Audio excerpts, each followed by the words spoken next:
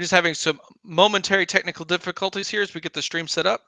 So we'll be back and ready to race here in just a couple minutes. All right, but yeah, as I was mentioning, if you go to our Instagram and or our Twitter or the Final Fantasy VI Worlds Collide website, you'll find all the links there to the Discord, to the wiki. There's great guides online about how to get started, how to set it up, how to get Worlds Collide, and then great forums, and especially in the Discord, on being able to communicate with the other people in the community and how to get started and how to start your first run. That's something I did relatively recently. It's been a blast, and looking forward to doing many more.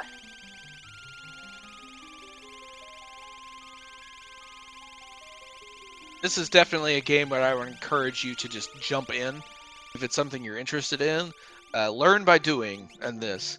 It's not as complicated as it seems. It's really not. As the guides on the wiki and on the Discord are actually very clear. It was very easy to definitely get it going for my first run. And yeah, as you said, just diving right into a seed is the best way to learn it, honestly. And it's a lot of fun to play through.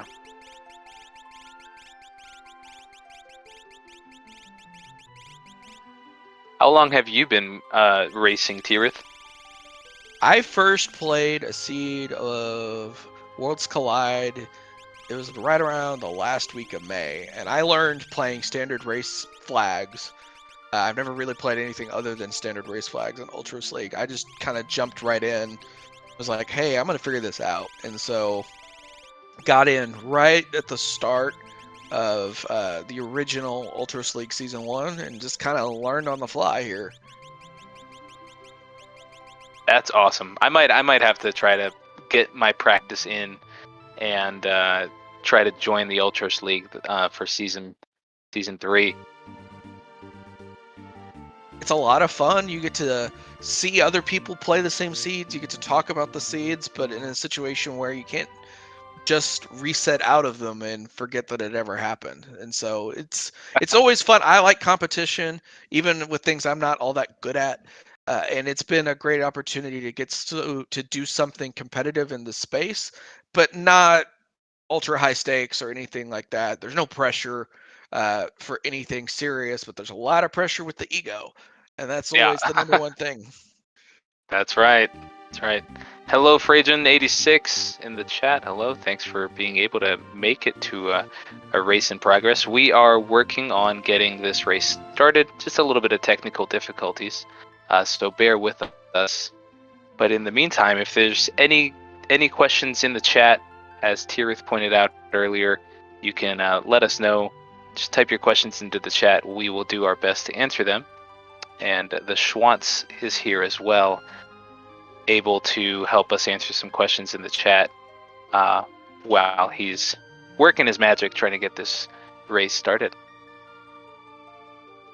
Yeah, sorry everybody. The screen was frozen, so I'm having both of our runners restart their broadcast in lower resolution in the hopes that it doesn't mess up the mess up all the beepity bops behind the scene here. So we'll get going momentarily, I promise. Sounds good. I was wondering as I was starting to explain through the Coliseum too.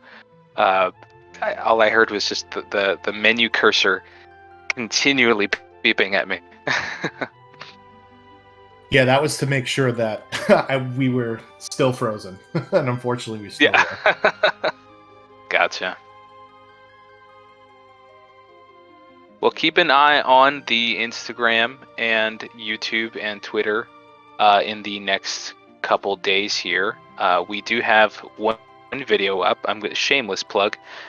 We do have one video up on our Instagram and Twitter, sort of announcing the Coliseum 2. If you want to just get a nice little view of what it's like and see the date and have some info where you can find the rules and find how to maybe participate and get started, you can do that you can check out that video. But keep your eyes open in the next couple days. I'm going to be working on another video here that will give you guys a little more information if you're still on the fence or want to learn more about what the Coliseum 2 is about.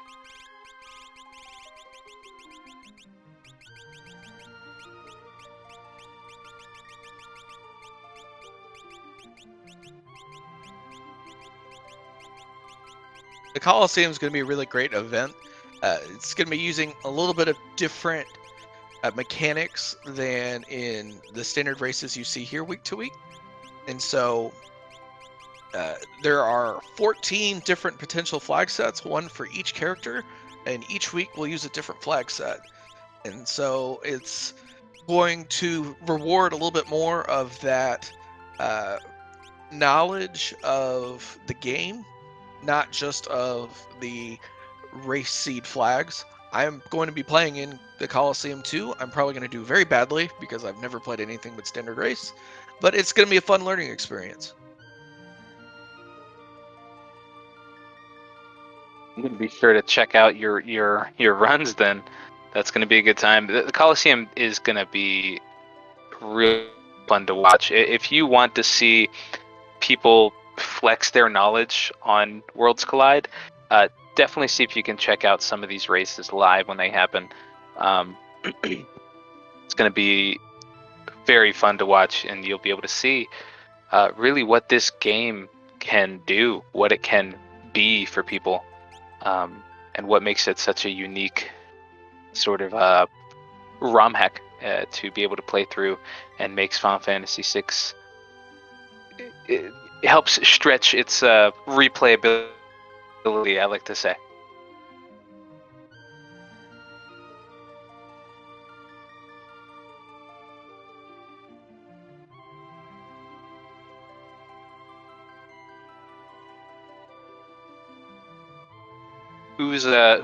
Which character are you looking forward to the most, Tirith, for these Coliseum 2 races? The Coliseum 2, there's some of the flag sets that are more normal, and then there's a couple that aren't. There's one where it's Umaro's flag set, where you could give all of your party auto berserk if you want. Yep. Cyan's has permanent death, which means that nothing will revive you. Tents and sleeping bags and inns don't revive your characters. You can't buy Phoenix Downs. You start the seed with 3 Phoenix Downs. So if you have to revive more than 3 characters, you don't get them back. So that one definitely seems a little bit more stressful to me. There's some that are more typical. They're all thematic to the particular characters that they're named after. So Lox encourages a lot of stealing, Terrors involves a lot of magic, Setzers involves a lot of different random loot components. They're all very creative. Yeah, that's right. And then bringing it back to the Coliseum 2, I believe that there are some fantastic rewards you can get via the Coliseum if you decide to try to take that gamble. Is that correct? Yes, every seed has a mechanic where you can get one big reward for winning a single Coliseum battle. Yeah, there we go.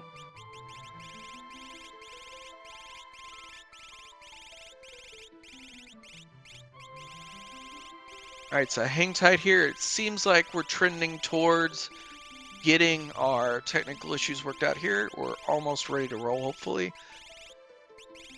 Just one more issue in the back end, but we do have both runners live now.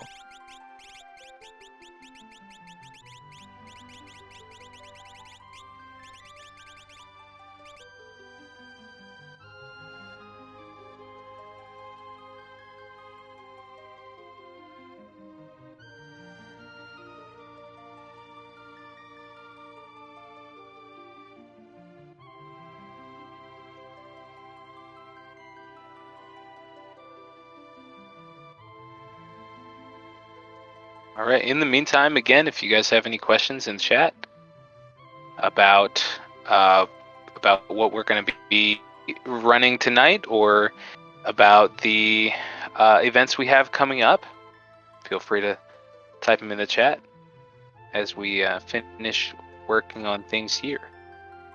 All right, sounds like we're about to get started. We are going to be dealing with a little bit of lag on the commentary side. We're watching the same live stream as yours due to some temporary back-end issues here. Looks like actually we're getting a quick restart here from Gar. Once we get going, we'll be commentating same as normal, but our commentary is probably going to be on about 20 seconds of delay versus the visual because we're having to see the Twitch stream and then do our commentary off of that.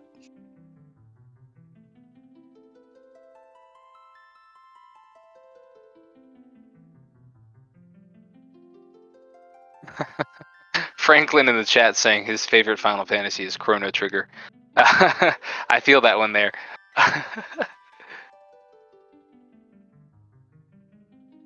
But my favorite Final Fantasy, I would have to say, is I was a big fan of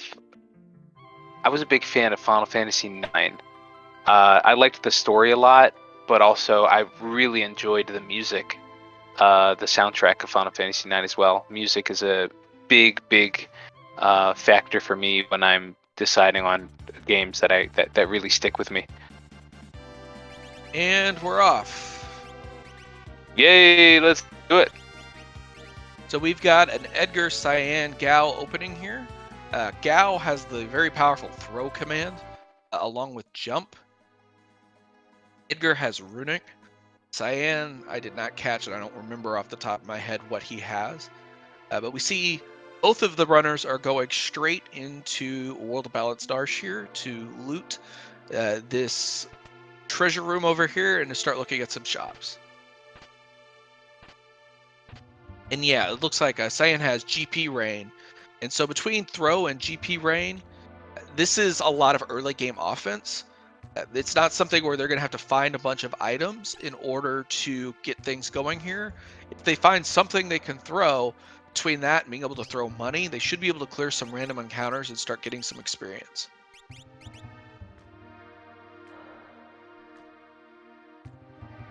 We see Wesley here finding the shurikens in the item shop here in Narsh.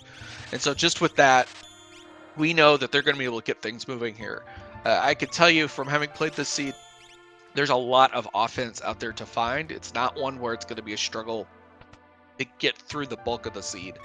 They're going to be able to find some tools to keep this thing moving.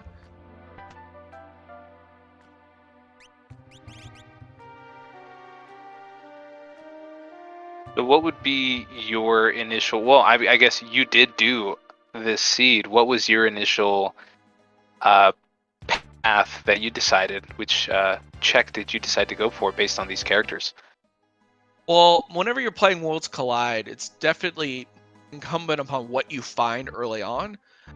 But they're taking a pretty logical path here where they're going to do some looting right away, try to find some more stuff to throw, find some stuff so that they have some money.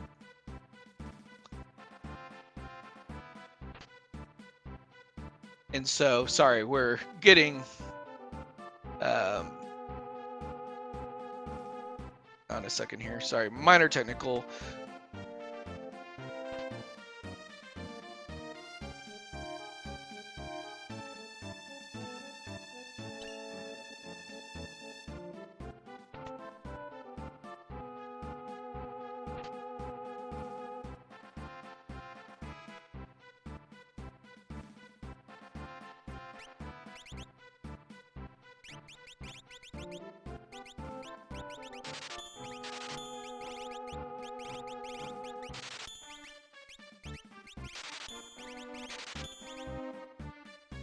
Okay, apologies everyone.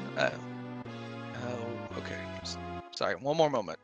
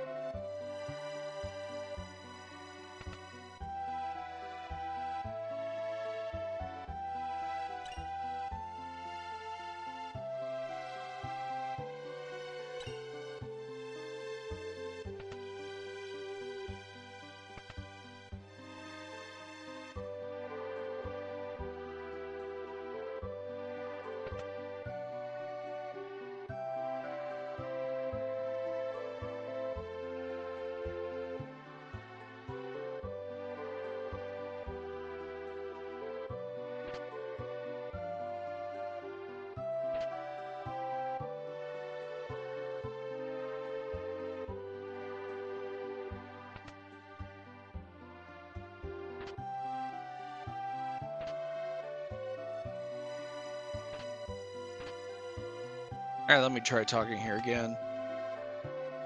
All right, I'm gonna persevere here as best I can. Actually, hang on one second, guys.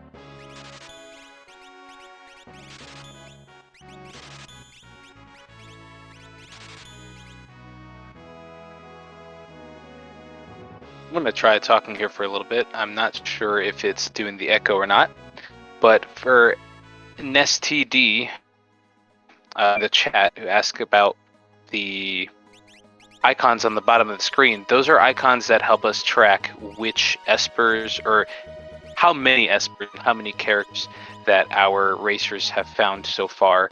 And the dragon one is for the, if they happen to do a dragon check, to make sure that we can keep track of that.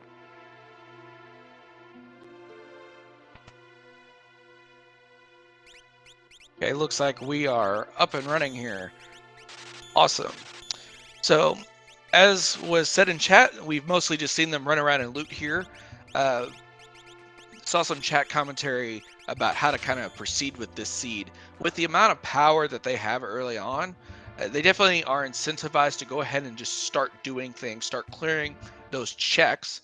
For anyone that's new to Worlds Collide, a check is just an activity that a character has. They're all based off of the things that these characters do in Final Fantasy VI. So just go ahead and start clearing those checks as soon as possible. You can proceed in a few different ways in terms of how many what we call free checks, which are checks that you could do without having to fight anything, you do before you get going here. Because in Worlds Collide, in general, your enemies do have level scaling depending on how much stuff that you've done. We see Wesley here is going back into Narsh. Looks like he's going to buy some water edges. Those are magic items for Gao to throw. Sell some stuff too.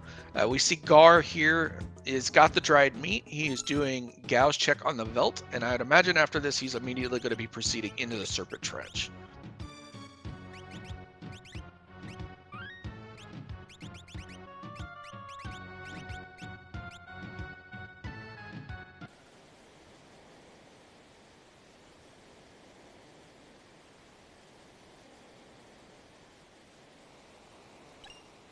That's what we're seeing here. Gar's going to go down the Serpent Trench. This is really good for the sort of start that we've seen them get. because with the throw items and GP rain, they should be able to clear most random encounters pretty easily, and this will let them get some levels. You start at level 3 in Worlds Collide. That's a really bad level to fight any bosses. So you just need to get a few levels, get off the ground a little bit, and then they should be able to start fighting bosses pretty quickly. So going down the Serpent Trench, they're going to fight 4 fixed encounters, and that'll get them some nice starter experience here.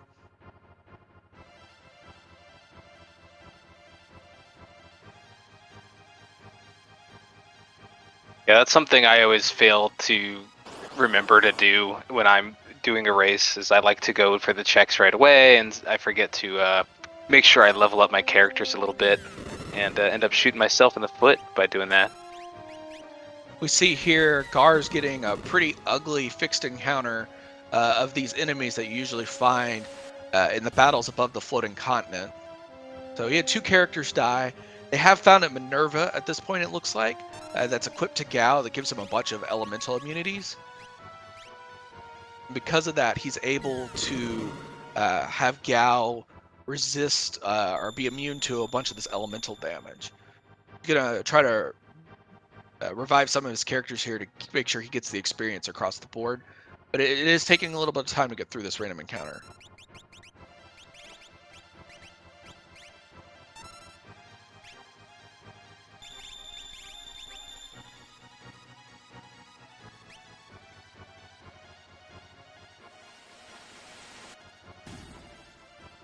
Fortunately, Gar's going to get a stop-off point to heal after this encounter.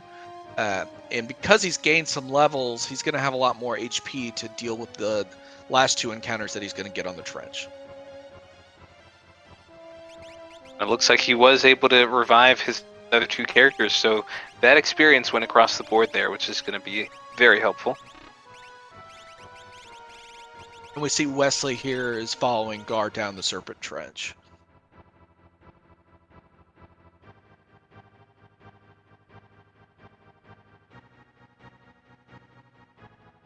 Gar's going left at that second junction point. That means he's not going into, there's a second cave that you can hit. So he's got to get through these next 2 encounters without having any stop-off point to heal.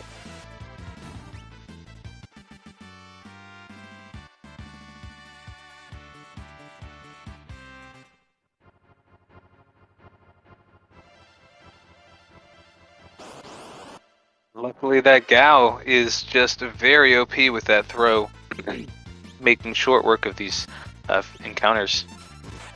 Today, I'm also learning that these encounters are not fixed completely. On the seed generation, there is a random component to them because I got a second sky base battle as my 3rd encounter, or a second sky armor, excuse me. Yikes. I was a sissy. I actually warped out of the first one here.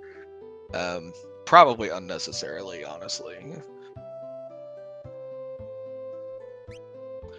So we saw Gar get a Ragnarok here. So this is what's known as a dead check. It's a check that doesn't reward a character or an Esper, but in this case, it rewards one of the most powerful weapons in the game. It's really going to kind of help be a big part of that offense I was talking about. Edgar can use the Ragnarok, and because of that, all 3 of his characters have a powerful form of offense that'll work against most bosses. Non-elemental offense between GP Rain and Throw and the Flare proc on Ragnarok, all 3 characters now have a form of offense that will ignore enemy defense. So honestly, at this point, there's not really a boss that's particularly scary. We're going to see them start moving through these checks here pretty quickly, I suspect. It looks like Gar here going immediately to Doma Castle. He also picked up an Atma weapon, so he's Wow. already got a bunch of different sword options.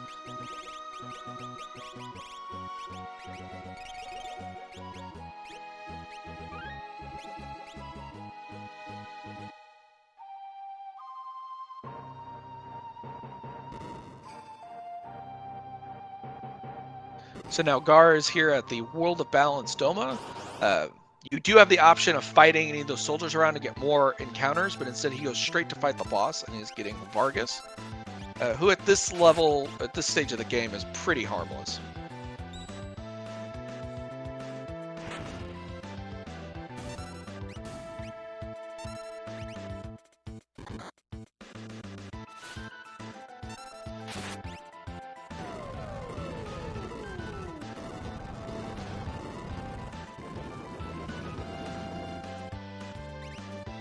I'll be very curious to see where Gar goes after this. I would say to this point, the seed mostly plays itself. You can make different looting options, but with the dried meat is in Narsh, so you pretty much everyone's going to go straight into Narsh and find the dried meat. With the amount of offense here, it's very obvious to go to the Veld, to go down the Serpent Trench. After Serpent Trench, you're right here. Doma is a really easy check. It's really fast check, and so you don't lose a lot of time if you do fight a boss that you have to reset out of. Now's the point where things start branching off a little bit. We see Gar's flipping into World of Ruin and is going to go to Mount Zozo, it looks like.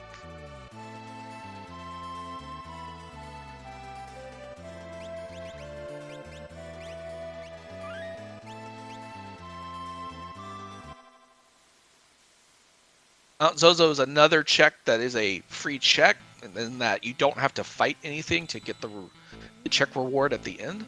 There is a dragon here, though, and we'll see if he's going to take that on at this stage.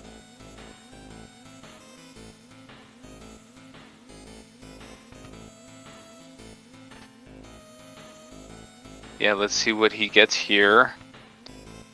This is one of my favorite checks to do, just because of the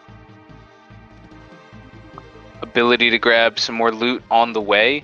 And I just happen to like the music here as well.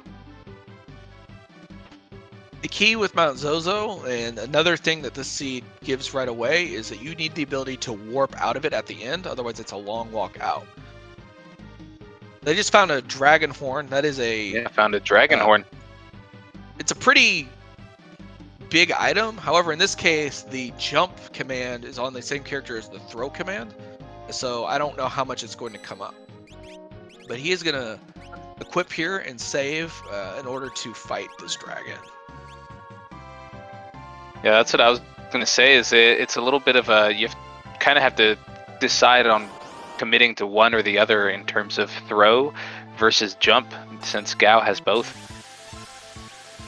Throw is just so strong. There's just not that many circumstances in this game where you're going to want to be doing things other than throw.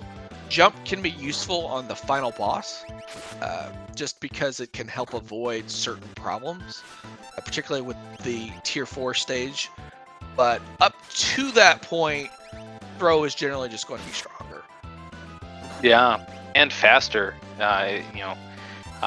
Not having to jump up and wait for the animation to come down and do all that. It's just easier to throw and faster.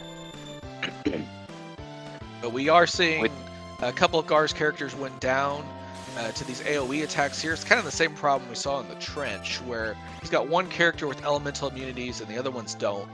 And it looks like he's just going to give up on reviving Edgar or Cyan here. But while that's going on, we also saw Wesley go to the World of Balance Doma, kind of like I was talking about. You know, it's not a surprise to see them take pretty similar routes to the stage. And now we'll see he's going to World of Ruin. I'm expecting him to go to Zozo also at this stage.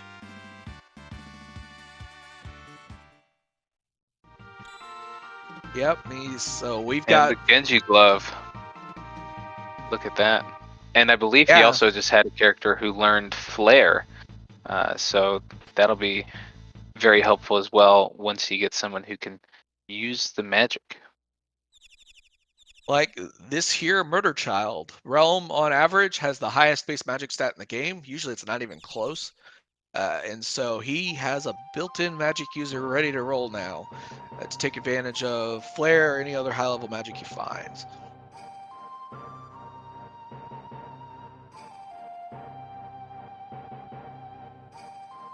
Yeah, I agree with Falcon Hit in the in the chat. This is a pretty stacked seed right now. Lots of good loot that they found early game, and some good magic coming along with these espers as well. Yeah, we've already seen where he's got a Rag Atma with a glove Edgar if he wants it. And so he's pretty much already set in terms of the damage he'll need for Kefka. And with Throw, he's got at least one character that should be able to handle a statue boss in some form or fashion. And then Realm in particular, Realm can always take advantage of any magic, any espers you can find.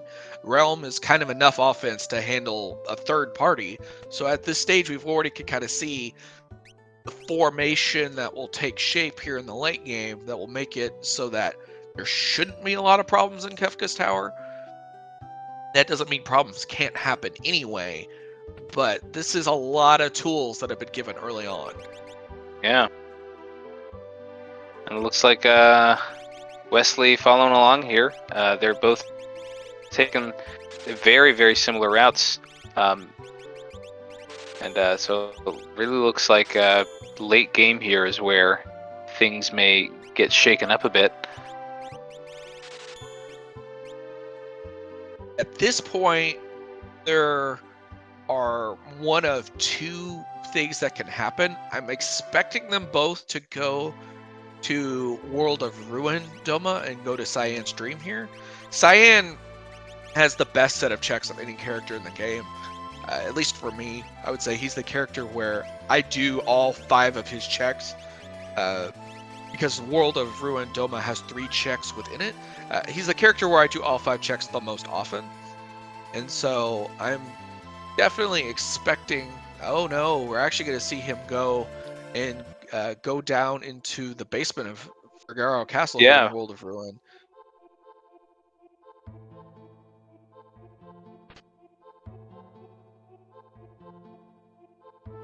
Let's see what he. Let's see if this pays off. I probably would have done the same thing. I probably would have gone to World of Ruin Doma to Cyan's Dream. I will say this is one of the few things that we're likely to see on the run where I don't know what's down here. We know, so the returner or merchant character there in the back would be a character if this was going to be a character. So in the basement, he's going to find an esper or an item. The other possibility is that he's also going to go down after the tentacle check. You have the convenient option of going ahead to do the ancient castle check afterwards. A lot of people don't like ancient castle. It's pretty slow. But when you've got an Atma weapon in particular, Atma weapon highly rewards levels. And so he might be looking to do as many dragons as possible. Otherwise, he could just be here. Edgar gets half price off of the merchants in Figaro Castle, so he could just be looking to get some more cheap equipment. This is the point where I do expect their routes to diverge a little bit. Because part of it was Gar was in World of Ruin South Figaro, so it was just a short flight over anyway. And I don't know if Wesley's going to do that.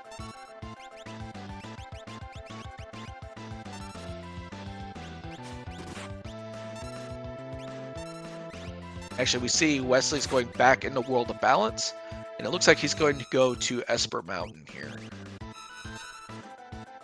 While Gar is fighting Rexel and then the Spaghetti Basement.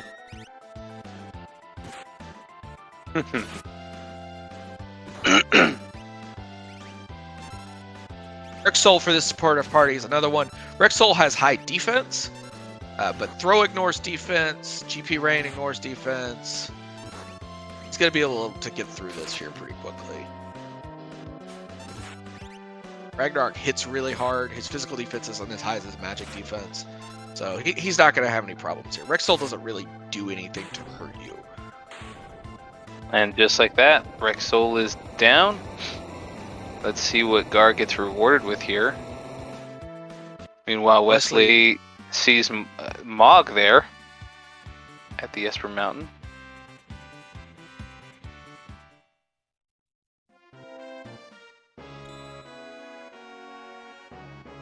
So live Gar Esper with there the, for Gar. Phoenix. Yeah. See what he Wow. does here. I'm expecting him to just check the shops and leave.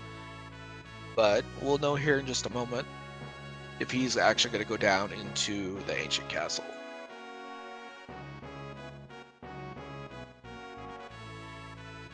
Meanwhile, Wesley treated to a battle with Atma here.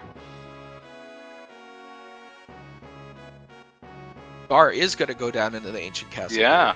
Here. We'll see if this pays off. I don't think... There are a lot of people that just really don't like Edgar's checks.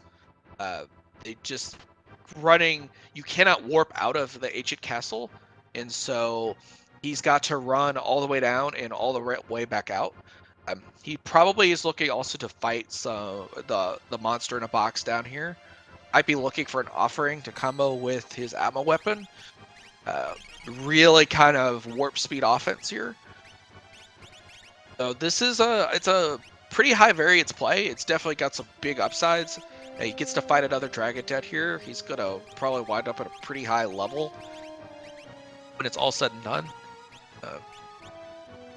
But there is some downside. There's just a lot of fixed time that's spent running back and forth. That's very true.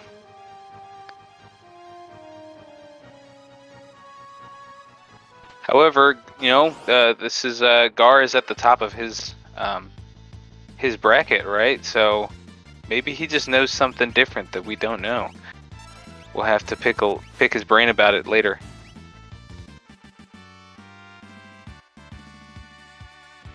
There's definitely a lot to like about Ancient Castle. There's a lot of chests. There's multiple monsters and boxes. You get to fight that dragon. And so I'm not expecting Wesley to go down there. And so if there's good stuff to find here, it's definitely going to give him a leg up. It gives them a pretty clear branching point for their routes. And in a race like this, that could be a good thing to get because it gives you an edge or a way to find an edge.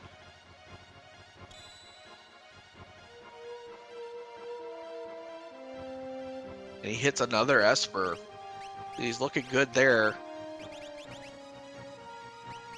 Lots of life 2s in this seed. Gonna go ahead and fight the dragon. But we see Wesley going giant stream here. Yeah, that's right.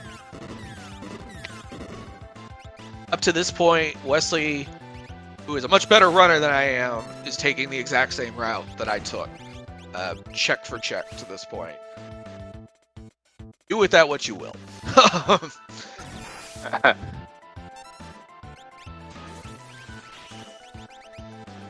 Looks like and Wesley also found a gauntlet here. So now he does have an Aura Lance, Dragon Horn, and a gauntlet. We can see if he decides to do anything with that combo there. Gar making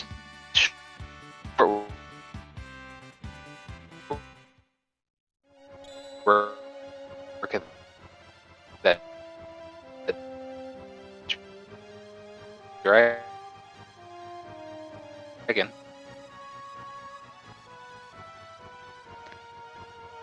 The hard part with having jump on Gao in a seed like this is that Gao can't use a lot of good weapons. Wesley's resetting out of Goddess here, which is somewhat surprising. Is he resetting out to the world map? He is. He hit Goddess and decided he's going to save that for later. Looks like he's going to go to Owser's Mansion next in World of Ruin Jador.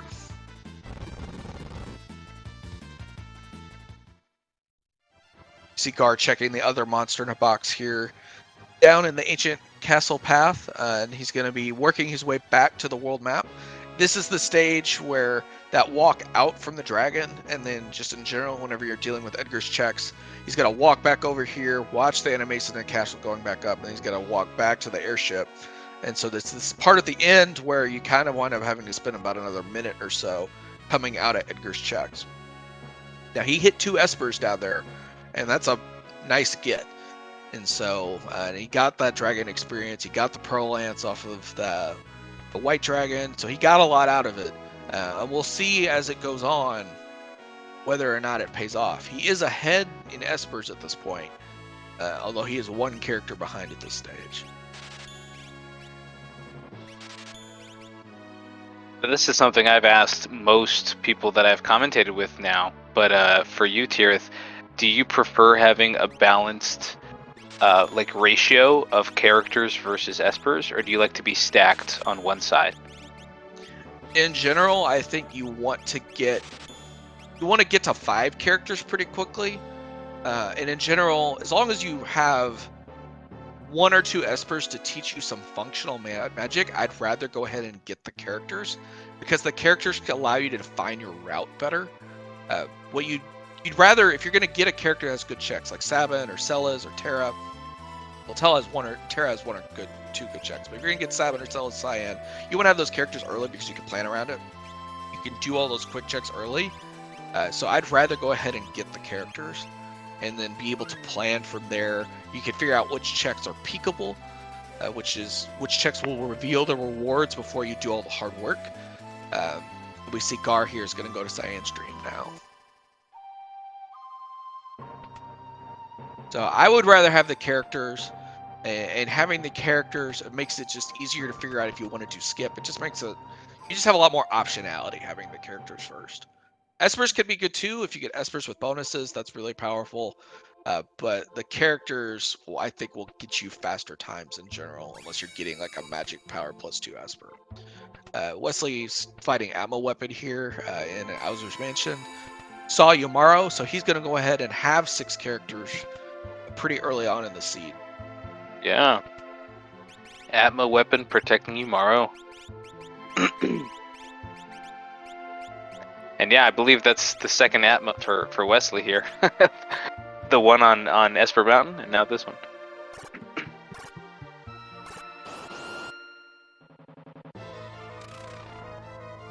Ooh, triple confused there. Oh, did he just... Oh, okay. Looked like he might have water edged his own party there, but fortunately he still water edged the right guy. Wow, yeah. So Gar is going ahead and fighting Goddess here. He should be able to get through this pretty easily with Flare, Throw. UP Rain, yeah, wow.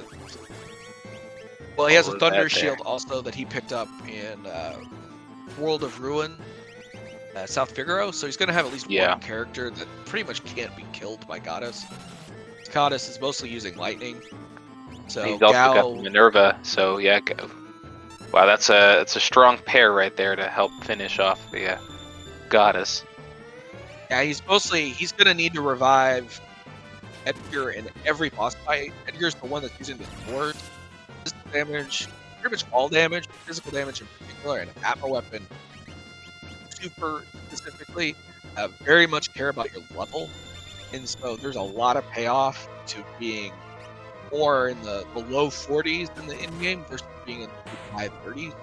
He does not want to miss any bosses experience. And who cares? Rain is not late game offense. It's kind of done its job at this point. Cyan's kind of done his job at this point. But he wants to make sure whatever happens, he's getting experience on Edgar every single boss. Also, this check's a dead check, but it's an Illumina. So now he's got 3 swords, I think all of which can probably only be used by Edgar at this point.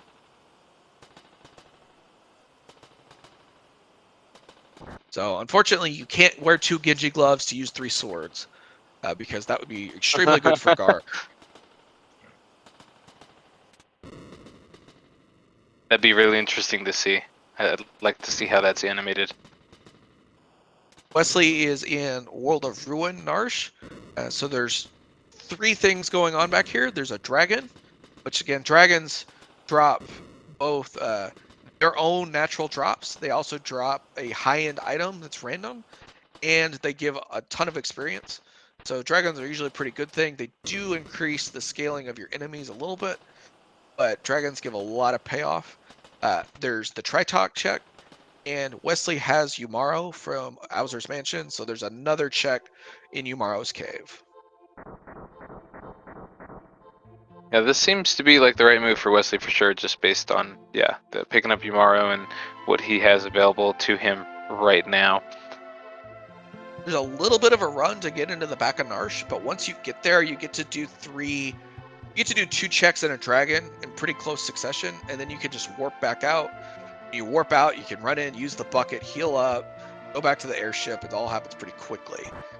And so there's a lot of payoff. I really like Yumaro, getting Yumaro in Worlds Collide, because you do get to go back here and essentially do the stuff in the back of Narsh you kind of want to do anyway. You just get a free bonus check at the end of it. Yeah. You can peek Yomaro's check in the World of Balance Narsh to see whether or not it's a character. You'll see them in the little cave as you run up into where you fight Welk. That's I right. don't know if they did that here. I didn't see. Yeah, I think they just ran right through. They didn't really peek at all. Usually you wouldn't bother to run up there and peek if you don't have Yumaro when you go into World of Balance Narsh, because you don't know if you're ever going to see Yumaro. There's no reason to spend 10-15 seconds checking out something that may not come up. But here, the nice thing with Yumaro is that Yumaro's check will tell you whether or not it's an item, a character, an Esper, and give you the option of whether or not you're going to fight the boss to get whatever it is. So if you get to the back, see it's an item, you can just decline to fight the boss and warp out, even if you haven't peeked it.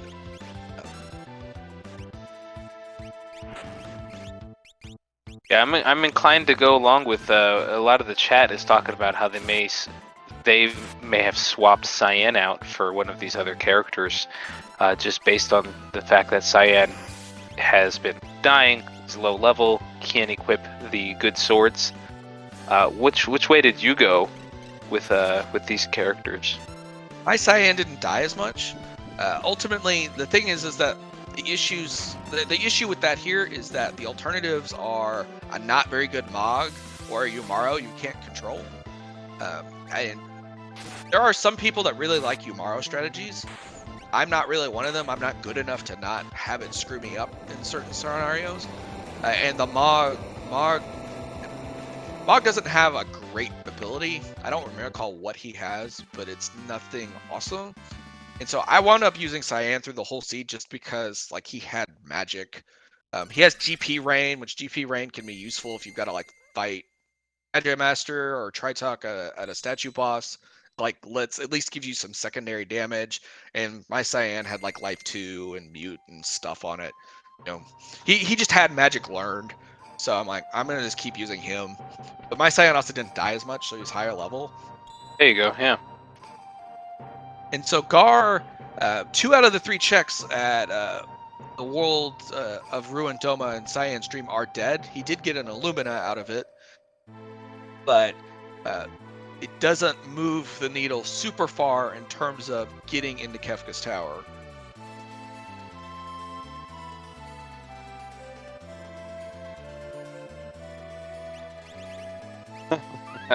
Yeah, Franklin saying that, imagine being the premier swordsman of the era and you can't equip the top 5 blades of all time. Yeah, I mean, feels bad. F in the chat for Cyan. Cyan's checks are amazing. Cyan as a character in this usually sucks pretty bad. So we see here Wesley's going to get a character out of Yumaro. So this is a 7th character. He doesn't need any more characters. But at this point, the checks he has left to do are not the greatest bunch, besides the Doma's Dream that he already warped out of earlier. So I'd imagine he was probably going to do that at some point, but after that, he still has to get more stuff. You got to get 6 more Espers from this point. And so more characters just give you more options. Yeah, I tend to like... Yeah, no, I tend to like having characters more as well, just for that exact reason as well. Being able to pick and choose routes based on peekable checks, ones that we know will produce either an Esper or an item, things like that. So Tritok is immune to all elements besides fire and has crazy high physical defense, but as we talked about, throw ignores defense, flare ignores defense, and so he was able to punch through Tritok there pretty easily. Now, Wesley getting Gogo here. What are your thoughts on Gogo? He could potentially swap Cyan for Gogo here.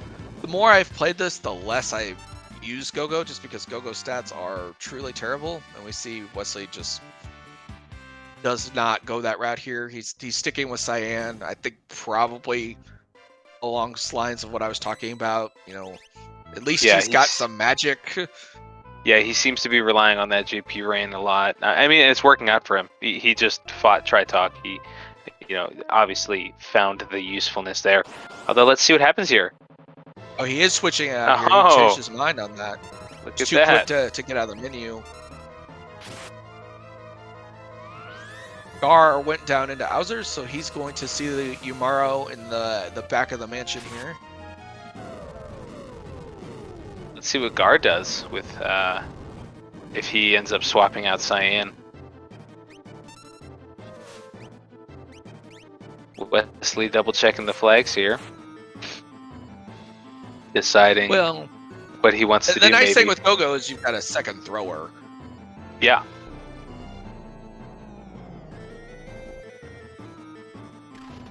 Gar's also got the jumping going here with Gao. But also got the triple confusion, and his characters are currently trying to murder each other.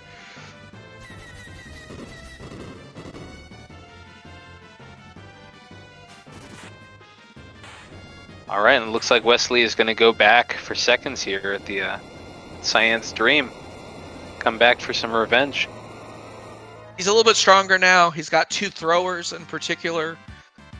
He's got all manners of stuff for Edgar. And so he should be able to punch through Goddess here pretty easily. Yeah. Looks like he had the Aura Lance on Gogo too. Do you think he put jump on Gogo? Aura Lance has good stats, if nothing else. He's actually got a lot more good weapons that he can actually equip at this stage, because between the Ragnarok, Illumina for Edgar's not using this Aura Lance.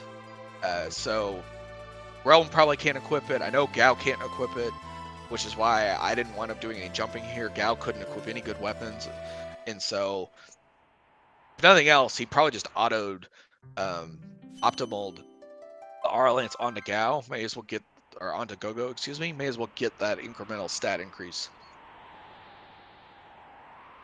Now we see where the offense is coming to play, because Ragnarok hits for 4,500. This flare is going to hit for a ton. And Edgar, at this point, just murders everything that comes across his path. Yeah, it looks like he did not put jump on Gogo, but he definitely is mimicking the throw.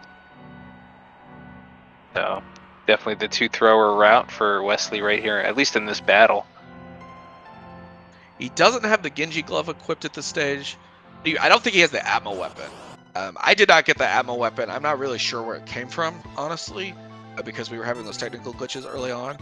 But he's got the Genji glove because he fought the dragon in Zozo, and so he's going to get the Illumina here. So I'm expecting the glove to come out before he fights any more bosses.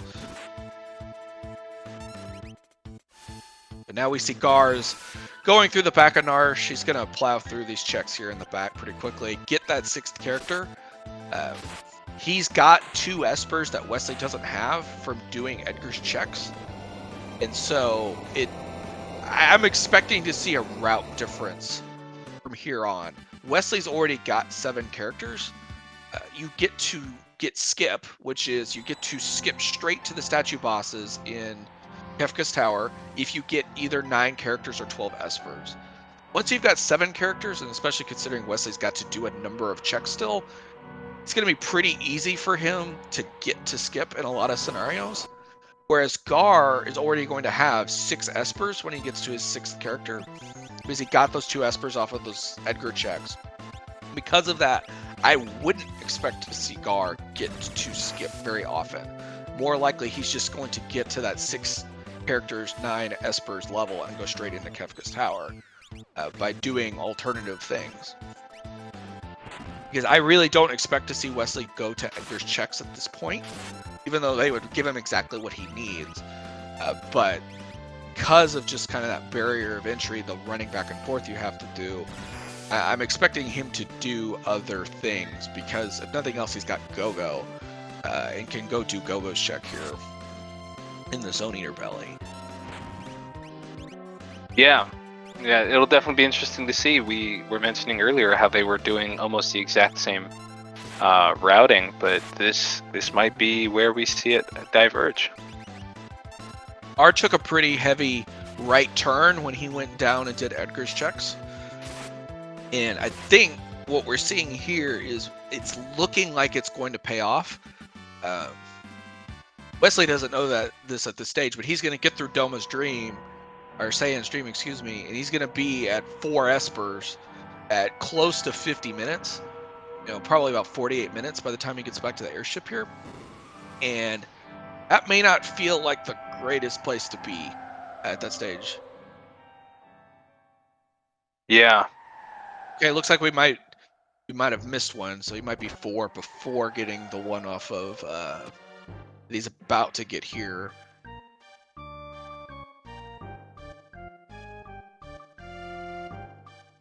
Yeah, Schwann's confirming that Wesley did pick up the Esper at the end of Narsh.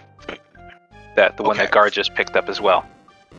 Yeah, so he's going to be at 5. That's still probably not going to feel like where he wants to be at this stage. But he does have the power to get 4 more espers pretty quickly, assuming that he hits live checks. There's no power problems for anyone at this stage. It's just about getting through, not hitting any more dead checks, getting what they need, and getting into Kefka's Tower as quickly as possible.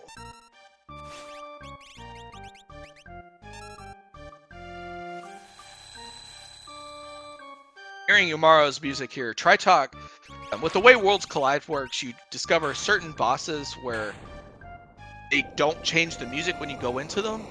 They don't have a flag that sets a new song. So in this case, you hear with Tritalk doesn't change the music, so we just hear Umaro's little goofy tune all through the boss fight. Yeah, I'm a fan. I dig it. The only annoying part is at Opera, most of the bosses change the cool music you would get during the Ultras 2 fight. Change it right away, and that's frustrating to me. You don't hear that song anywhere else in Worlds Collide. It only plays right then. We see Gar here also making the Go-Go switch.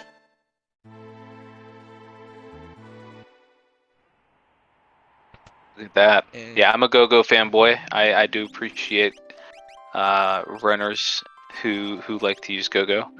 I always enjoy being able to, despite the low stats, being able to utilize his skill set. It's a lot of fun. I enjoy it a lot. Really good with throw. At least gives you some okay-ish offense pretty quickly. All right, it's time to gamble. It looks like. Looks like it. Garby here, and so we're gonna see him sell all his worldly possessions. Maybe not all of them, but we're gonna see him sell to at least. I think you need 90k GP to be able to buy everything, and time to go to the auction house. So this is a make or break check. If he gets what he needs quickly, it's going to be the fastest way to get those last 2 espers. If the auction house decides to mess with him, he could be here for 5 minutes and not accomplish anything. Sage's Shield is the 50k item. In the World of Ruin auction house, buying items takes them out of the pool, and so by default, the game will roll the 50k item half the time. He's going to buy this, and then we'll get to see what other items are there pretty quickly. Just like in the base game, the auction house can produce 2 espers but those checks do not have to be live. It can be items. The auctioneer will tell you whether or not the check is live there. If there's no more glowing stones, as he says, the game will tell you. Gar's going outside real quick because there is the imp robot sale that can happen, and it's an extremely slow auction house event, and it's actually quicker to go outside and save and reset out of it if you do get it. Wesley, we see going into the basement here and fighting Rexel.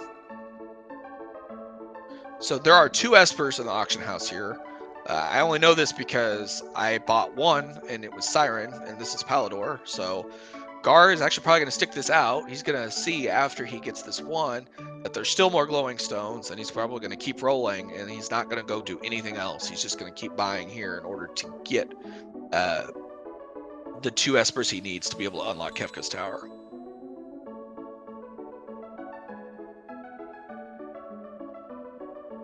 Here we go, and now let's see. I agree. I think that Wesley will probably move on from here and maybe not do the ancient castle, unless he really is feeling that stress a little bit of not being exactly where he wants to be at this point in the run. Could drive him to make a bold decision. Although, as we were mentioning before, that is a pretty long check. So he doesn't have a lot of great options here, is right. the truth. Yeah. We don't have the trackers in front of us, but from having done this, I could say at this point, what he's got left, he's got Go-Go and the Zone Eater Belly, he's got Lone Wolf and Narsh, and he's got this. He's done all of Cyan's, he's done both of Realms, he's done both of Gao's, he's done Yumaro's. Yeah. And so he doesn't Although, have he could left. decide to do Auction House as well. And that's likely to happen if he gets, when he gets the Esper here, that is probably going to be the next move. Yeah. Most likely to me. If that's the case, he's actually put himself, or if that's where he goes and he goes through what Gar's going here, he's probably going to enter Kefka's Tower a good 5 minutes or so behind, I would expect, and that's assuming Auction House goes well. And so he obviously won't be aware of this, but we're going to need to see, at this stage, we're going to need to see Gar stumble in order for there to be a change in the leader here. They're strong enough that there's not that many things that are going to cause problems in Kefka's Tower. And so if Gar doesn't have to reset out of a boss at some point, or honestly, unless he hits a boss where he has to warp out of Kefka's Tower, or he dies on statues, he's probably going to win from here because he's going to go in with a pretty decent lead. But I will say, Magi Master waits. And we'll see if he hits it with the right party or the wrong party. Yeah, let's see what happens here. That's always the lottery.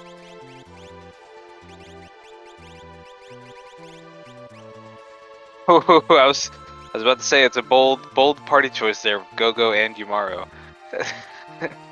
He put a lot of power. So that third party has to fight 3 bosses, and the other 2 parties have to fight 1 each. And he put 2 out of his 3 strongest characters into party number 3.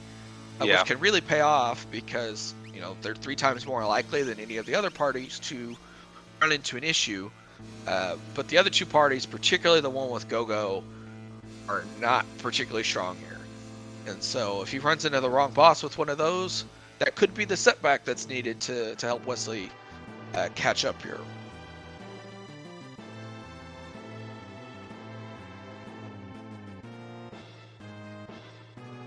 Yeah, although Wesley did decide to do Ancient Castle, he's got to make the walk back out.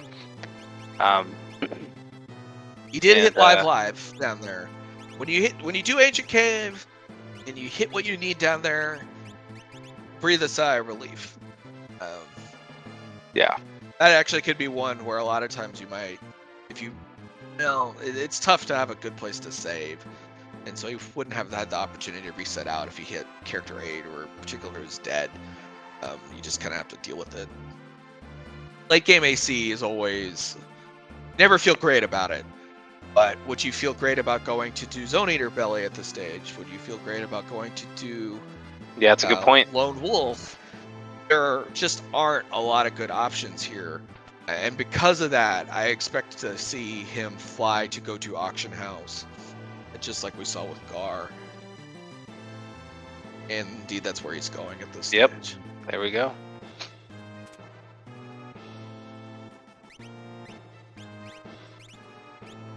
And so it's possible he might be able to get through this in 2 minutes, or it could take 8 or 10. Realistically, once he gets the first Esper and sees that there's a second, he's not going to leave. And so the game is going to do what the game is going to do. Some people are more fond of having Auction House available than others because it adds a pretty significant amount of variance.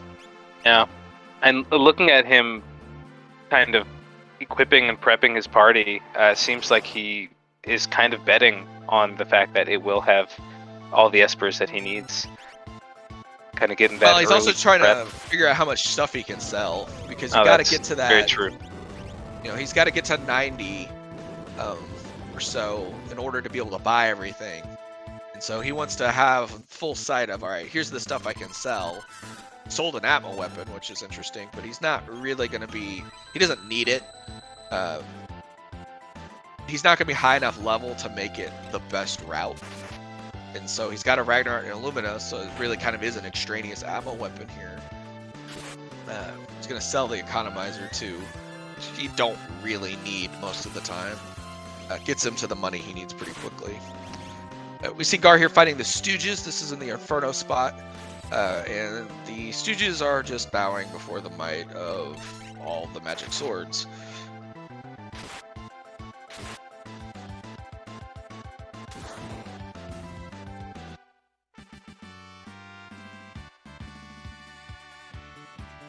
And Wesley hit a robot right away. That's the game essentially saying, I don't like you, it's not your day. Yeah. Because this is also, he didn't go outside to save, he sold all his items. He did all his shopping before this, so he can't reset out of it. He just has to sit there and embrace the robot.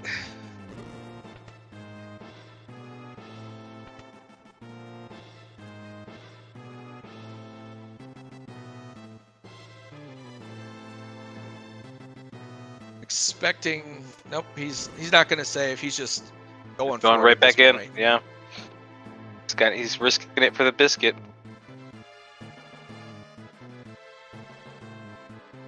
Amulet, okay. So this isn't even the 50k item. He's getting the other 10k item first. So this is a pretty low percentage. He's actually gotten 2 low percentage auction house items to come up first. This is pretty bad RNG here. Oh yeah. Honestly, unfortunately.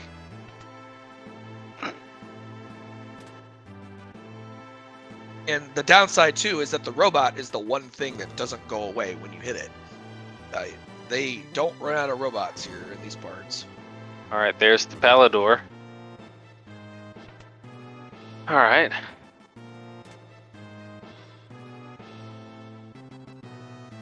So now Gar is about to start fighting the 4 bosses leading up to the statue, or up to and through the statues. First he's going to fight the 2 with his main party in the middle, which doesn't really matter what they are. The 2 characters in the middle will take care of them pretty quick. Oh, we've got a Kefka battle. And he's going to get sliced and diced like he was in Yep. Kenshin. Yeah.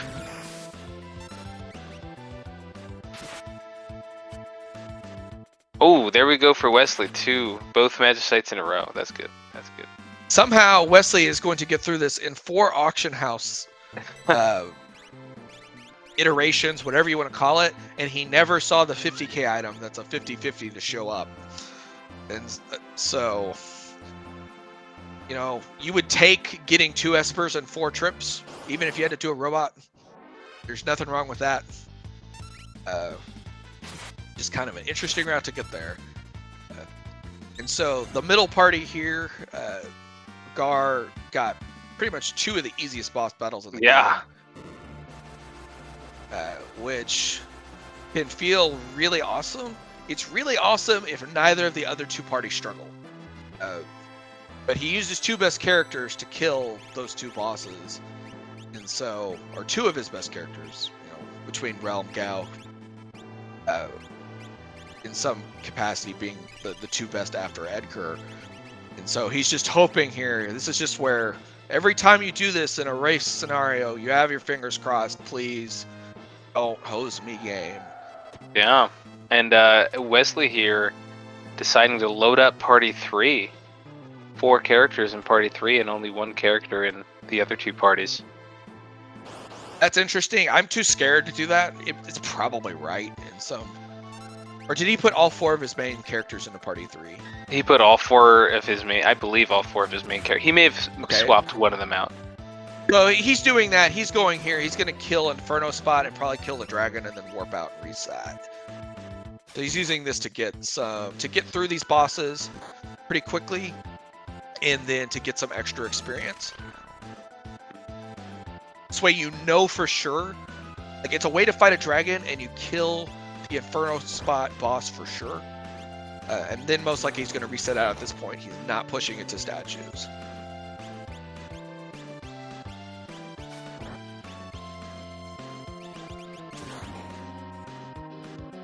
I do appreciate Gar playing music with his cursor along with the boss battle music.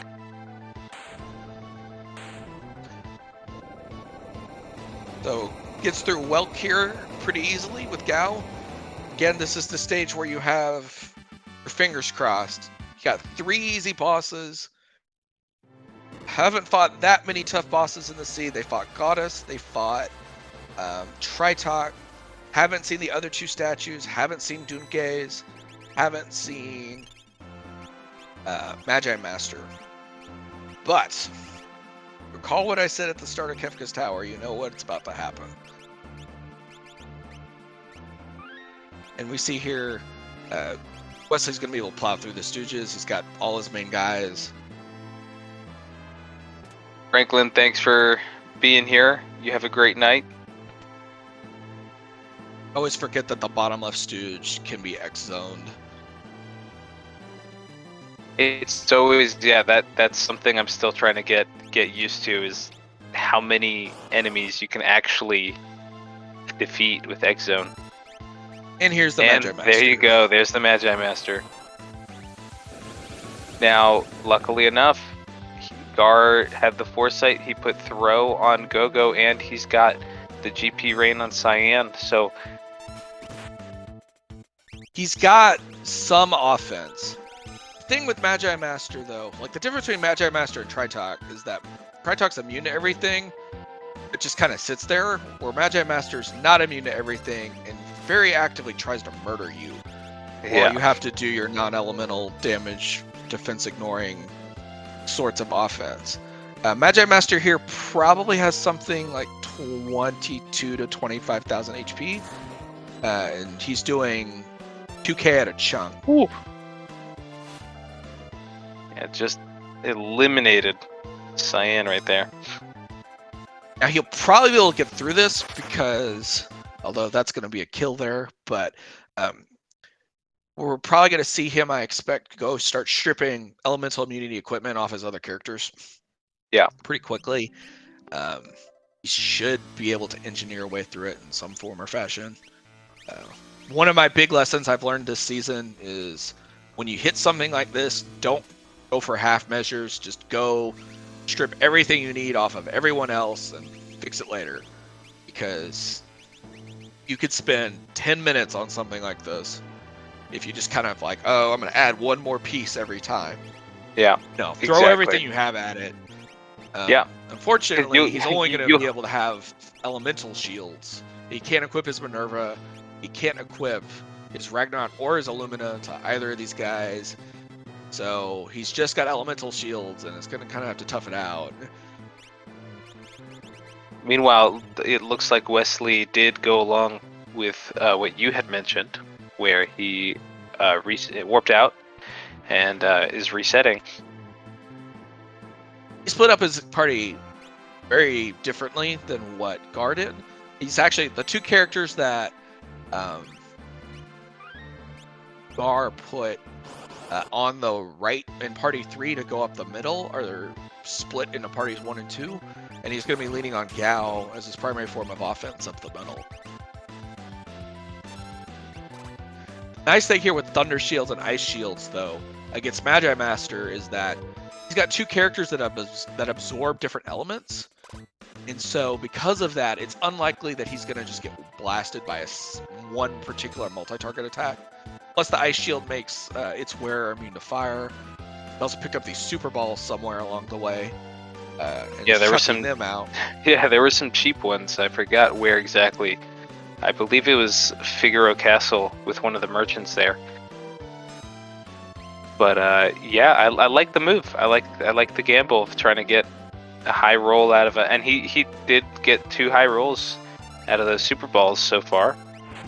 Why you bring them at this stage? They're more use here than they're going to be against Kefka.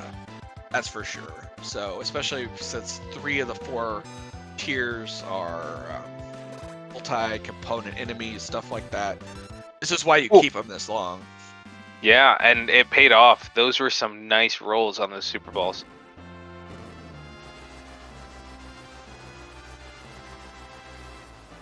So, minor hindrance there, and he's going to have to spend, 30 seconds or a minute here fixing his equipment situation. Yeah. But not really that big of a deal at the end of the day, especially considering the alternatives. Yeah, although it looks like that little bit of a setback is slowly closing the gap between these two. Wesley going with that stacked party 3 and coming back. Wesley looks does like still have to do several minutes of running here through the tower. I would say, even if he gets through Magi Master the first time, he's probably a good 6 or 7 minutes behind still, I would say at this point. Because there's about 3 minutes of running around, and, even with these pretty easy bosses, there's going to be 3 or 4 minutes of dealing with all of that. Alrighty.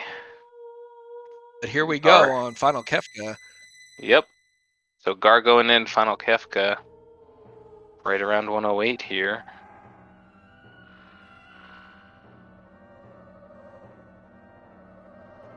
I didn't realize how much walking Wesley did have to do. The strategy he took it's a good strategy. It's a good thing to have in the playbook.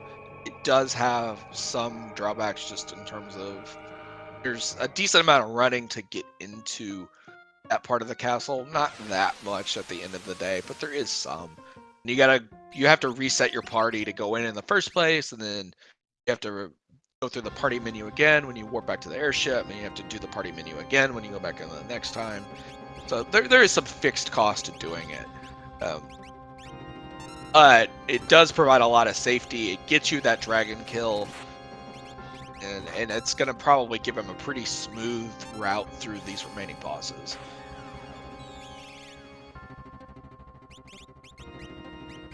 So X-Zone can kill the arm that's closer on the left side of the screen, and the arm that's essentially closer to the viewer perspective, which is why he's using that there. You can kill that with instant death, trying to leave that other arm, the short arm, to be the last enemy, because the other two use nasty final attacks. Red's gonna turn Realm to Stone here, but he's gonna heal that off here pretty easily, I would imagine. Oh yeah.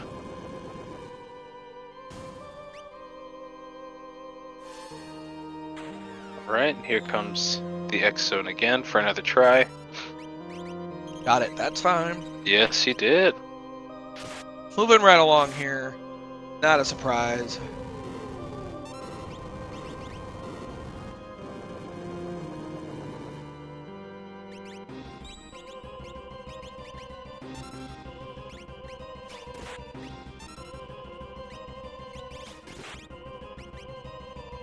should have mute for tier 2.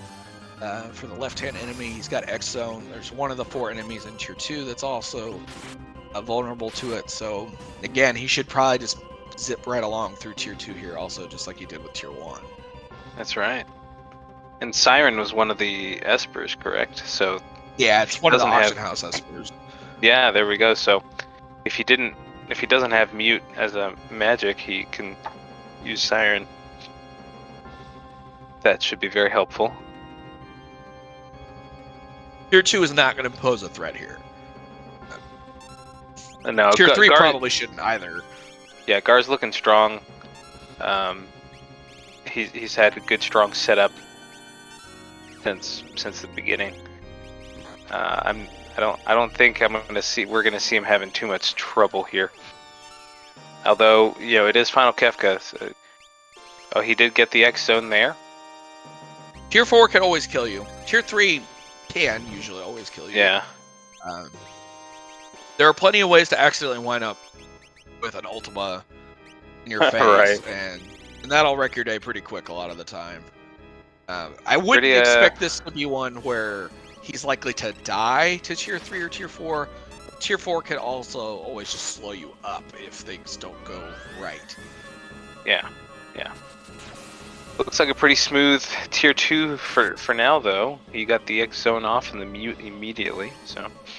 He's having the first X zone missed again, and he missed a second time, so he's on 5 X zones he's going to have to use here.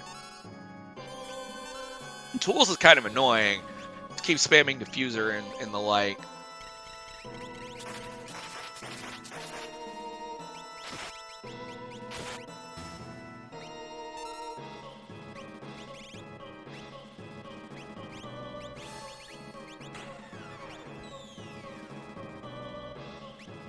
Missed a third X zone. This is getting kind of ridiculous. X zone has a much better hit rate than Doom does too, so this is pretty unlucky at this stage. Yeah. It's Gar getting the auction house luck that Wesley got.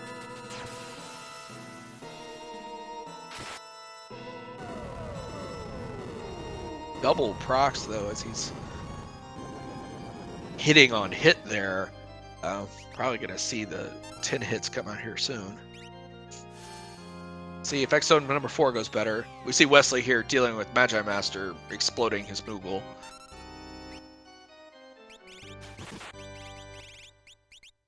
Looks like a. Wesley's having to reset out of Magi Master because his realm doesn't have any non-elemental damage of substance. Ooh. Yikes, let's see how he handles that. Are getting 10 hitted here.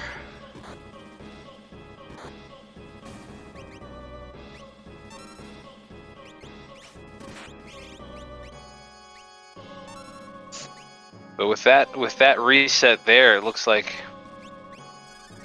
unless something catastrophic happens here with Gar in his final Kefka battle, it looks like Gar might be taking it away with the top spot. Gar's gonna have to die. Presumably it would be on tier 4. It could be to a bad chain of Meteos or something if he misplays, but most likely it would be something going wrong on tier 4. If that doesn't happen, he's probably only about 4 or 5 minutes away from finishing at this point. Could be sooner. I'm not the world's fastest final Kefka player. Also getting a lot of procs here. I don't even know if you necessarily want the flare proc or the pearl proc at this stage because the animations take so long. Probably just rather get to keep whacking him, but because magic can't do anything. Magic is muted here. The only time any of his spells will actually land is after he's dead. He has final attack dispels. So those animations, when you see the dispel, if you have him muted, that means he's dead. Even though you don't hear the death sound until after the dispels go off. Right.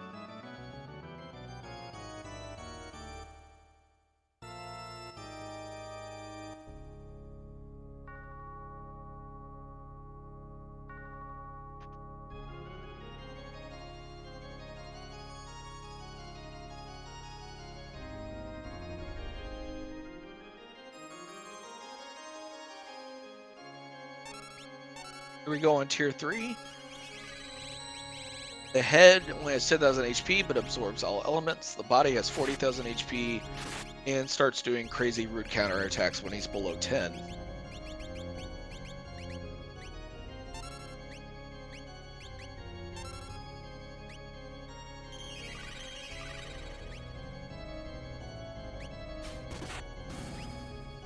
Alright, let's see if this Magi Master goes better for Wesley this time.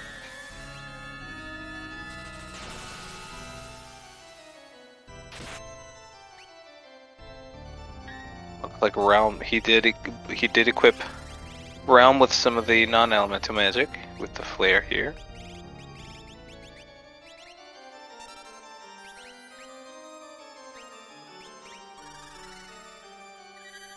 So we see Gar here going with life 3.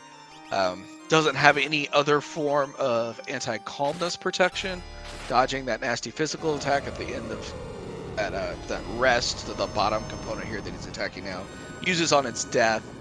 So using life 3 to make sure his key characters will make it into tier 4.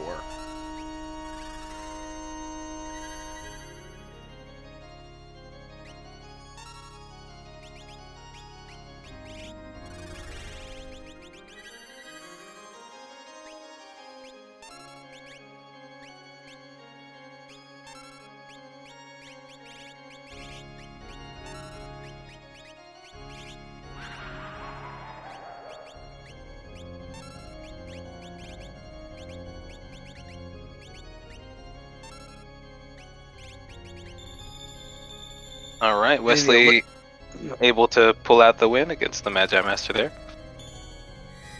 We see Gar used an elixir on Edgar because these swords use MP to crit, and then used quick so that he's going to get through bursting rest down without any chance of intervention from him using Meteo.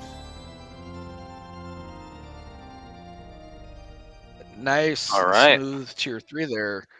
The one more for the money.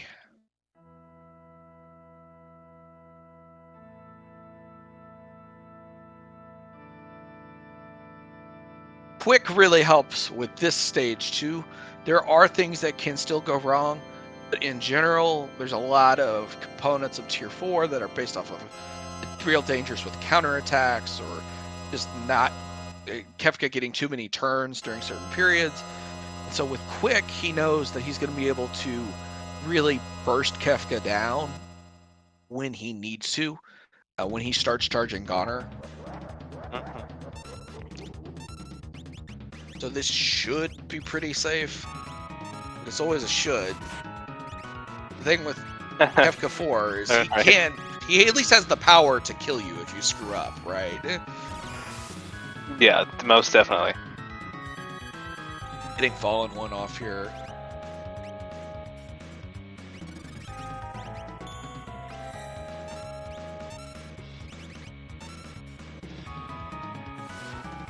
Getting a limit. Ooh. Probably works out okay. At least it's quick. Yeah. Doesn't really do any more damage. Double proc too. So with this quick, he did 10,000 damage and has done 10,000 in the second round. He literally did 25,000 damage in that one round. Unlucky with the with Gogo dying right before that Mega Elixir goes off. It won't matter here, I don't think. I doubt it. Goner's not going to go off here, I don't think. I'm not even sure. He's going to throw this Thunder Shield and the battle's going to end.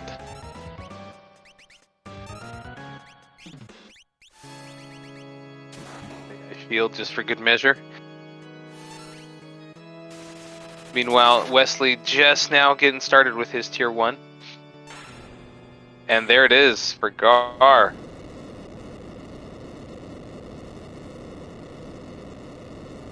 GG. Nice run.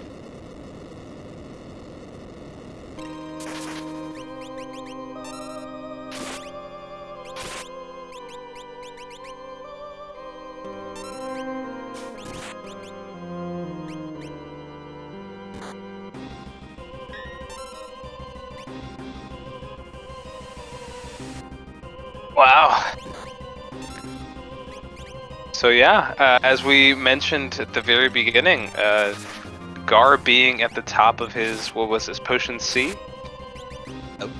And here is our champion, Gar. Here's our how champion. You doing? Hi. Congrats, GG. Thank you. That was a really nice seed. Yeah, Yeah, how much did you enjoy that one? Say that again. I'm sorry. Tell us what you're thinking about this seed. Edgar. That's what I'm thinking about this seed. Yeah, you had so many swords there. You had more swords than you could do, or you knew what to do with. Yeah. I wasn't sure what to do at the start because I found the Atma weapon pretty early. So I was kind of going for, like, I was thinking, okay, let's just stick an offering on that, call it a day. Then I found a rag, and then I found an Ilu, and in the middle there was a Genji glove. So I was like, okay, this is probably a little better. Let's just do this. Where was that Atma weapon? I didn't actually find it when I ran this seed. That was Returner's Hideout, if I'm not mistaken. I believe so, yes. We were having some technical difficulties at the start, so I missed parts of it. So yeah, there I was must have taken our eyes were all over the place. Yeah, no worries. I believe it was Returners. I definitely think it was Returner's Hideout. Most of the chat agrees as well. But yeah. I was kind of hoping that Cyan could do something useful. And like GP throw is fine for like the early mid game, and then you want something better at the end. So yeah, you'd hope when you get like all three of the main swords that he'd be able to equip one of them, and it just turned out in this siege where no one besides Edgar could equip any of the good weapons that could actually do anything with them. Cyan could equip an Aura Lance. Edgar ain't the king for nothing. What was your? Sorry, go ahead. I was just gonna say Edgar could equip the Aura Lance. I did find a Dragon Horn. I kind of wanted Gal to be a jumper, but that just never really materialized. He couldn't equip anything good either. Yeah. So I was like, okay, we'll just. I mean, throw is also fine. We'll just keep him on throw duty. It's not like you wanted for offense. No. For some reason, like, I wish Realm would do a little bit better. You know? It did look like Pearl or Player, but yeah. It did look like Gogo was able to equip the Aura Lance. Did you consider putting jump and the boots and the gauntlet on Gogo? No. I mean, like that would have been better. Fair enough. Yeah, fair enough. Yeah. But honestly, I think it would have shaken out fairly evenly. Yeah, you just didn't. It doesn't kill Kefka any faster than what you did at the end of the day. This was the Edgar show. Everybody else was just, supporting characters. My one big route question was, so you and Wesley took identical routes in the early game. It was actually identical to the route that I took, up to the point after you left Zozo, you went to South Figaro, and then you went and did Edgar's checks, which a lot of people, and I was talking about this on the stream, a lot of people don't like doing Edgar's checks. It takes a lot of time to run in and out of Ancient Castle and all that stuff. What kind of led you to make that choice? Mostly the idea of a second dragon. And I don't like doing Edgar checks either. So it was kind of a toss up. Like I could have skipped it. I could have done like Opera House or something, and then if I were going to skip Edgar checks, I would have done Doma Dream. And yeah, but I wanted a dragon. There's 2 checks that are kind of attached to it. It's a pretty decent deal.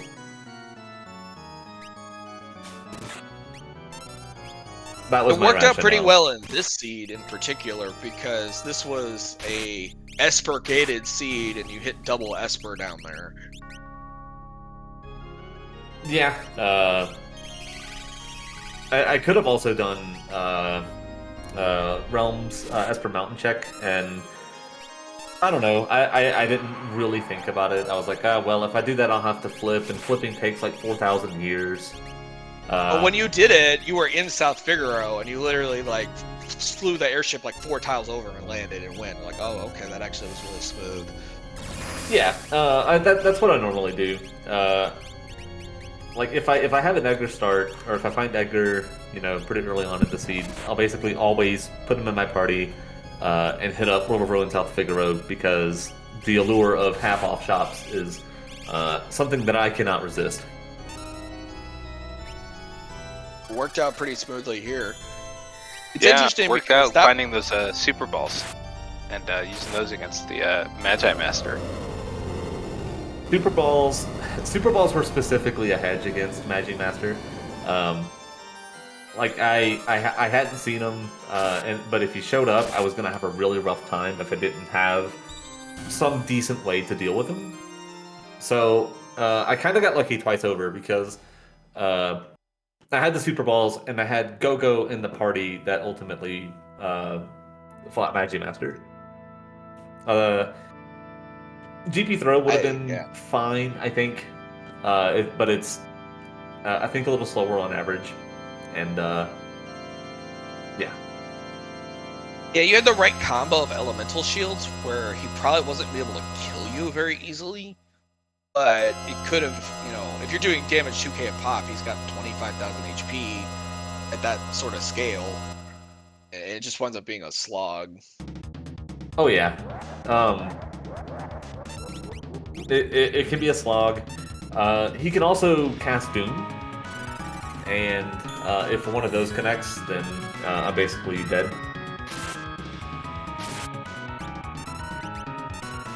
But yeah, it was set up, you had pretty smooth sailing just in terms of being able to get everything done, except for that Magi Master. That's why I kind of wound up chopping, or, adding 3-4 minutes to your final time, just having to do all that menuing on both sides of it, unfortunately. Yeah. So yeah, what I probably should have done was like as soon as I saw him at the start, just reset out and move the stuff over. But I wanted to give it a chance. You never know. And then I found out the hard way. Well, when you have the offense, it's always you're always like, oh man, maybe this is the time, and then you always kind of forget. At least for me, oh, he does like a crap ton of damage, and it's not the offense that's the problem, right? It's the getting murdered that's the issue. Yeah. Yeah, I would have got him eventually, but like I said, I'm glad I had the Super Balls, and I'm glad that the Super Balls rolled really well, actually. Like, I was kind of surprised at how much damage they ultimately did. See Wesley And here looks finishing like, up. yeah, Wesley finishing up here as well now. Nice, GG Wesley. Yes, GG on both sides. Before we get Wesley on here, Gar, what's your wrap-up feeling here on this second season of Ultros League? I did so much better than the first season that it's kind of funny. But no, I really like the Ultros League. I'm glad to see that I improved quite a bit over the course of both it and the MFT. Here's hoping that season 3 comes sooner rather than later. Here. Are you? Do you plan to participate in the Coliseum event? Oh yeah. Oh yeah. Oh, I'm gonna get yeah. thrown out pretty early, I think, but there is no glory without fighting, or whatever the saying is. I don't know. I don't know. You're going to be an Elixir next season, man. You're becoming one of the people to compete against, not just one of the people that are going to be in the pit. Oh, I'm pretty sure that people are gonna beat the brakes off of me in Elixir, but I'll put up a fight. Yeah, I hope that you're not in my pod next season. We'll put it that way. Listening, Gar is like the league leader in terms of stream hours for Worlds Collide right now, so I But might have something to do with the rapid improvement. yeah, I wanted to get better, and I was the only way to get better is to play more, and so I played a lot. But new World of Warcraft patch came out, so we'll probably scale back a bit. Oh yeah, that's true.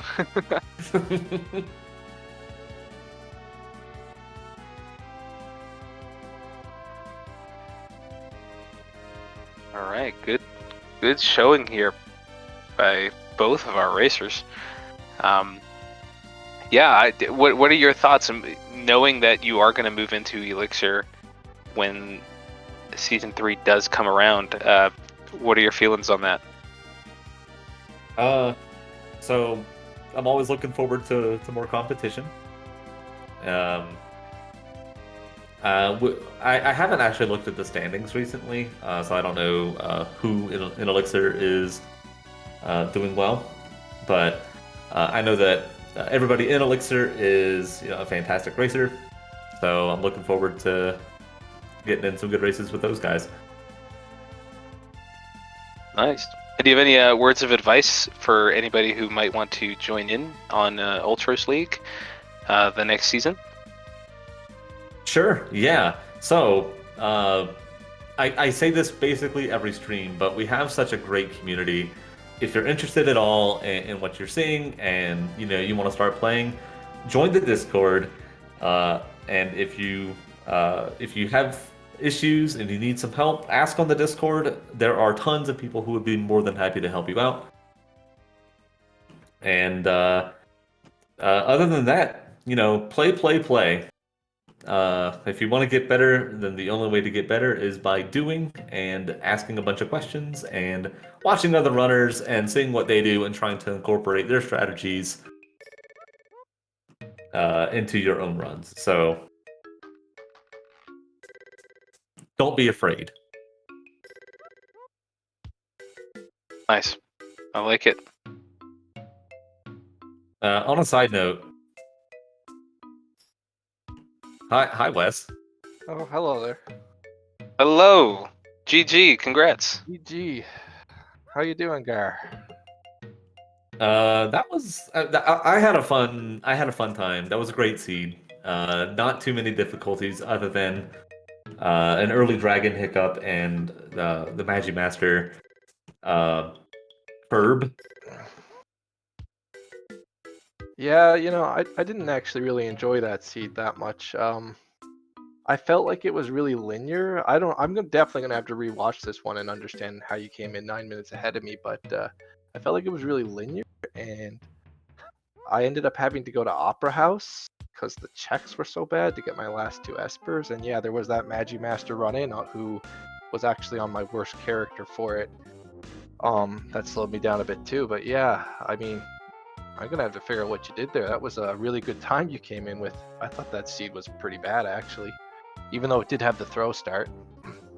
Honestly, it was Edgar. It was Edgar the entire way. Edgar, Genji Glove, Rag, and Right, Illumina. Yeah. Okay. Yeah. It's interesting because you two and I'll tell you, I PB'd on this seed. I ran. You I a good had like a time, too. low 122, and we all had Nice. identical routes through Zozo, and Gar went into Edgar's checks there, and I did what you did and went to Doma, but I missed parts of the early game because we were having some technical stuff. But when you reset out of Goddess, I had kept going at that point because I had Yeah, a I Thunder probably could Shield. have beat her. I think that was a mistake. I mean, a gauntlet. At that point, I didn't have the Illumina, but I had the gauntlet rag on Edgar. I think I could have beat her. I think that was a mistake. But I don't think that cost me too much time overall. Yeah, I think you just kind of wound up with. I don't really know. There were- I don't just. There were a with what couple you're of saying. unfortunate, yeah.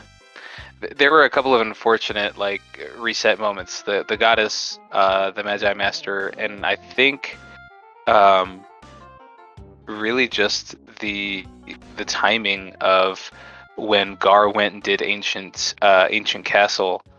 He did it like much earlier than you did. That's kind of where your paths split, Mm. and it just yielded faster results for him. Yeah. I also did Auction House, by the way, and honestly, like my Auction House was pretty decent. You did it in 3, didn't you? It was either 3 or you did it It was- 4, but you reset out once. Yeah, it was 4 because I had an Improbot and I reset out of that. Yeah, I did. I think I did it in 4 too. You did, yeah. It's just interesting because I wound up with Skip in this seed actually. Because I never did Edgar's checks. After I got Go-Go, I did Go-Go, and I did Lone Wolf, and Lone Wolf was Sabin, and like wound up with Locke, and turned it into that sort of a thing. So Oh, nice. it's interesting. We took some diverging routes in that regard. Was Mog behind Esper Mountain? Yes. Yes. That's what it was. Oh, because you got Go-Go as your 6. You never saw Mog. Okay, yeah. Yeah. No. So Mog was in Esper Mountain. I wound up doing Jador, and I think my plan at the time was do Jador because Cyan needed some more levels, bless his heart, and there's a couple of random encounters that I could get there that would help a bit. Plus, it helps Edgar too, and it's decently quick. But then I found Umaro, and Umaro just led me up a mountain, and then I found Go-Go, and at that point I had 7 Espers, and I was like, let me just see if I can buy the last 2, and sure enough. Well, along the lines of what Wes was talking about, like what were your other options? Your other options at that point were bad. It was like Lone Wolf, it was Go-Go, it was just bad checks. Along the lines of what Wesley's talking about. Yeah, that's exactly what I was left with. I was left with the Mog check and the Go-Go check or the Auction House. So I felt like I had no other choice. I was really thankful that the second Esper, that there were 2 Espers at Auction House actually. I didn't have to go try my luck with Go-Go. Yeah, and you could have been like, I actually lost like 2 minutes to the green guys in Sony or Pelly. Like, things can just go so wrong, like on all the running on Lone Wolf and all of that. It's just interesting when you take a seed that has this much offense and staple it to such like a convoluted check route as this. Where was the Illumina again? It was the first Doma. Yeah, it was Dream. Science Dream. That's a check you did early, Gar? Yeah, because I went there immediately after. Right. Yeah, that's probably what made all the difference. Yeah, because he did Zozo, then Edgar stuff, then Cyan's Dream. Right. Yeah, that was it. All right. Nice. Well, GG's, you guys.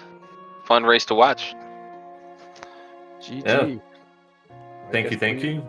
We will meet again in Elixir. That's right, Wes. Hopefully we're in the same division. Oh yeah, sure. But yeah, shout outs to Aprebs, Tyrith, and Schwantz for doing the commentary, doing the tracking, and restreaming. As always, it's much appreciated. Thank you so much. It's been fun running with you guys this season. Yeah, thanks a lot for having us. Yeah, and shout outs to SpeedGaming as well. Thanks for hosting the Worlds Collide community. Oh yeah, big shout outs to SpeedGaming.